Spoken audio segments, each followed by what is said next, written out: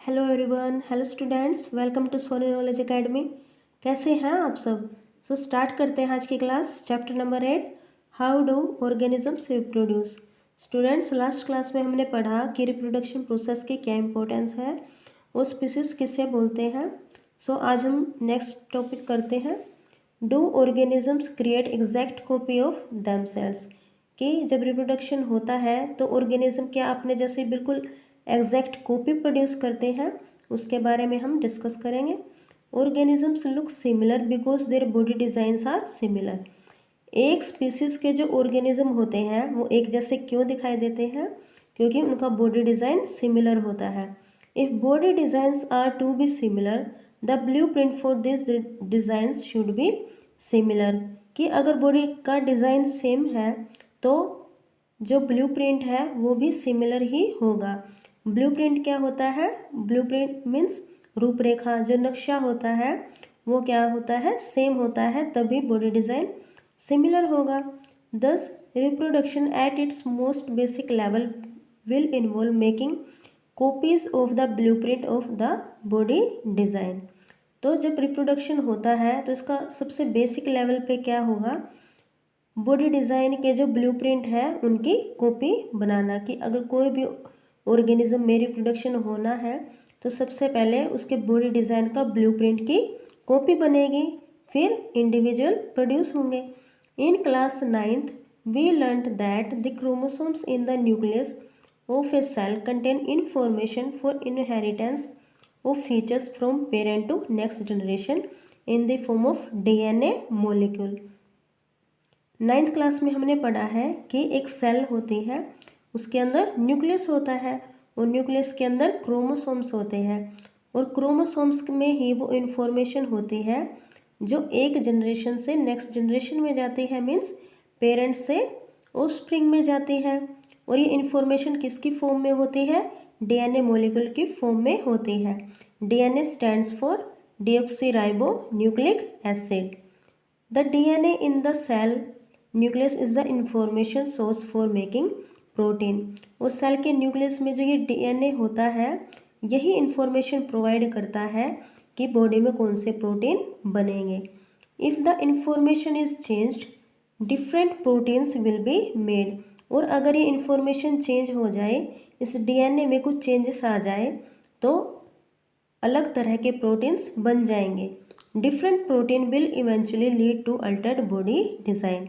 और अगर जो प्रोटीन्स हमारी बॉडी में यूज़फुल नहीं है वो प्रोटीन्स बन जाएंगे तो हमारा बॉडी डिज़ाइन भी चेंज हो जाएगा। Therefore, a basic event in reproduction is the creation of a DNA copy. So students, जब भी रिप्रोडक्शन होगा तो उसमें बेसिक इवेंट ये होगा कि जो डीएनए है उसकी एक कॉपी बनेगी। Cells use chemical reactions to build copies of their DNA. जो सेल्स होती हैं उसके अंदर केमिकल रिएक्शंस होंगी जिससे जो डीएनए है उसकी एक कॉपी बनेगी। This creates two copy of the DNA in a reproducing cell and they will need to be separated from each other. जब भी रिप्रोडक्शन होगा तब डीएनए की दो कॉपी बनेंगे उस सेल में जिसके अंदर रिप्रोडक्शन हो रहा है।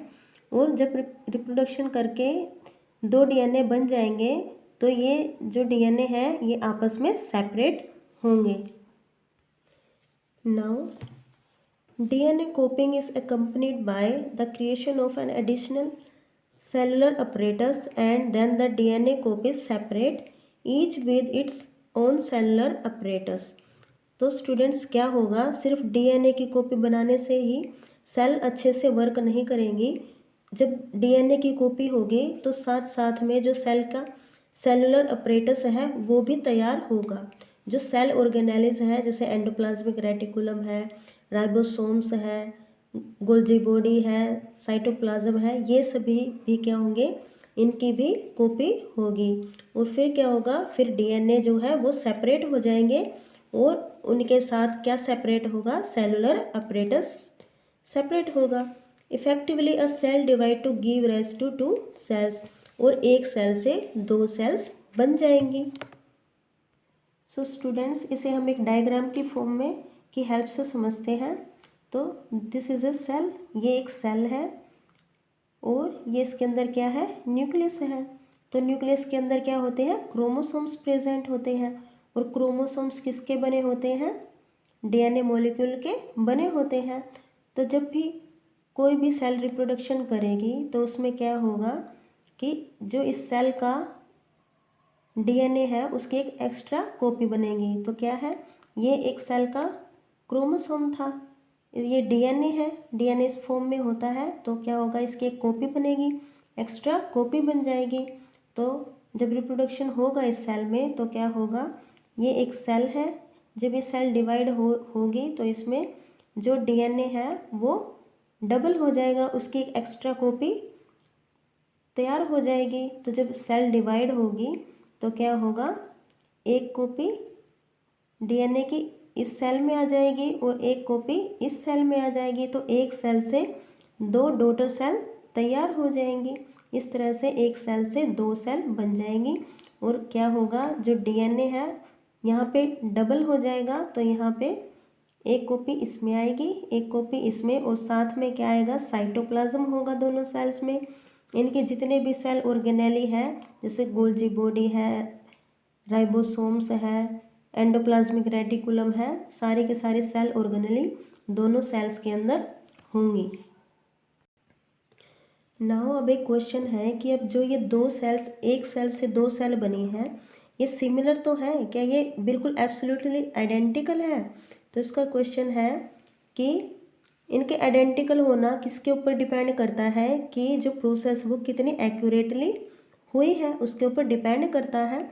No biochemical reaction is absolutely reliable, कि जो भी लिविंग सिस्टम है उसमें कोई भी केमिकल रिएक्शन रिलायबल नहीं होती, मतलब बिल्कुल एग्जैक्ट तौर पे कोई रिएक्शन नहीं होती है। Therefore it is only to be expected that the process of copying the DNA will have some variations each time, कि जब भी डीएनए की कॉपी बनेगी रिप्रोडक्शन के टाइम पे तो उस डीएनए में कुछ ना कुछ वेरिएशन आएगा। जो डीएनए नया बना है उसमें कुछ वेरिएशन आएगी, कुछ चेंजेस आएंगे। As a result the DNA copy generated will be similar but may not be identical to the original. तो जो डीएनए की कॉपी बनी है वो अपने पेरेंटल डीएनए कॉपी के सिमिलर तो होगी, लेकिन उसके बिल्कुल आइडेंटिकल नहीं होंगी, उसके अंदर कुछ ना कुछ चेंजेस होंगे। Some of this changes variations might be so drastic that the new DNA copy cannot work with the cellular apparatus it inherits।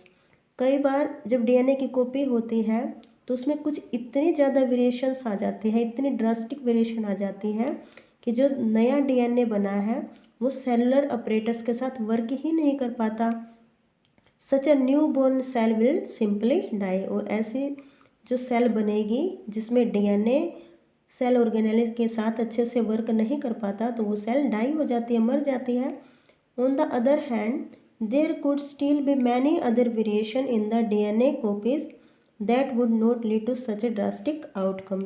और क्या होगा, वहीं जब डीएनए कॉपी बनेंगी तो उनमें जो वेरिएशन आएंगी वो ऐसी होंगी कि उसमें कुछ इतना ड्रास्टिक आउटकम नहीं होगा। जो डीएनए है वो सेल ऑर्गेनेली के साथ अच्छे से वर्क करेगा, तो वो सेल क्या होगी, वो सर्वाइव करेगी अच्छे से।